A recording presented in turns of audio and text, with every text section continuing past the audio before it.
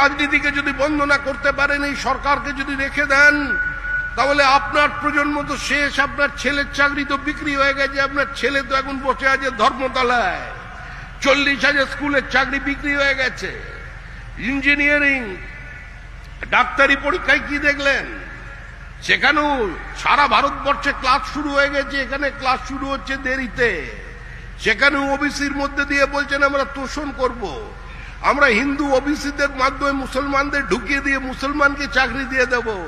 আর মুসলমান ওই চাচাদের একটু বুঝতে হবে ভাই, আপনাদের জন্য অনেক পদ মমতা বন্দ্যোপাধ্যায় তৈরি করে দিতে পারেন, কিন্তু সেই পদে চাকরি নিতে গেলে তো ইংরেজি জানতে হবে, অঙ্ক করতে হবে, বিজ্ঞান পড়তে হবে।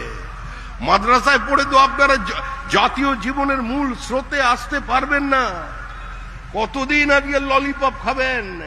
কতদিন এই ললিপপের মধ্যে দিয়ে নিজের জীবনকে অতিবাহিত করবেন?